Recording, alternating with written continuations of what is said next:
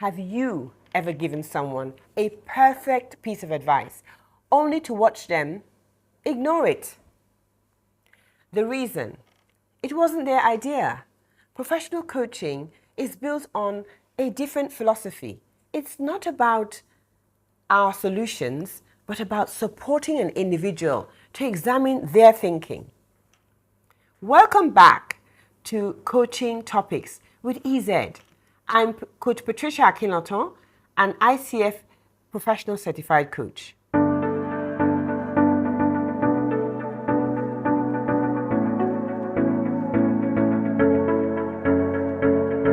In this video, we'll explore the reasons giving advice isn't the goal of coaching and reveal what the process is truly designed to do. You'll learn how this creates deeper, more lasting change for leaders and teams. Why giving advice doesn't work. When you give advice, you provide an answer from your perspective based on your experience. The listener may comply, but they haven't engaged in their own critical thinking. Imagine telling Hamzat, the head of internal audit, exactly how to prioritize his team's workload. He follows the directive, but when priorities shift, suddenly his team struggle to adapt because the reasoning behind the system wasn't theirs. And this creates a dependency trap. True expertise and agility come from understanding the why behind decisions, not just following what. Advice skips that essential step of internal processing. What coaching is designed to do instead? Professional coaching is a trained discipline focused on one core outcome: supporting an individual to look at their own thinking. Coaches are facilitators of insight, not providers of answers. They use disciplined framework to do this. Number one, ask powerful questions. Questions that prompt self-examination, like, what assumptions are you making here? Or, how does this challenge align with your core objective? Number two, listen for thinking. Listen beyond the words to hear the thought patterns, beliefs, and logic the person is using. Number three is guide to self-awareness and ownership, reflecting back what they hear to help the individual see their own thought process clearly, leading to their own committed actions. So let's see this in action. Hamzat is concerned about his team's agenda. A coach wouldn't suggest team building activities.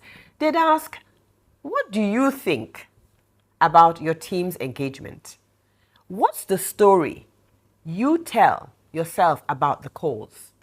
What's one belief you have about leadership that might be influencing your approach right now? These questions aren't leading him to answer. They're guiding him to examine and, if needed, shape his own thinking. Let's look at some examples across situations. This disciplined approach applies in any scenario. Strategic planning. Instead of advising on goals, a coach asks, what thinking is guiding your approach of these priorities? Let's look at conflict mediation. Instead of proposing a compromise, a coach will ask, what's the perspective you're each holding on to? And what's the shared thought you can both agree is important? Let's take the example of personal development. Instead of recommending a skill course, a coach asks, what's the mindset you'd need to adopt to achieve that growth? This pattern is consistent. The coach's role is to examine thinking. The individual's role is to generate new understanding and action. So, pause for a moment. In your last challenging conversation, were you focused on solving the problem or on understanding the thinking behind it. That shift from content to process is the essence of coaching. So remember, advice offers an external solution. Professional coaching facilitates an internal process. It's not about giving someone a better map. It's about helping them to become a better map maker. So are you ready to learn how to facilitate that process? Watch our next video. Follow, like, and subscribe to EZ37 Solutions for more tools to leading a high-performing team.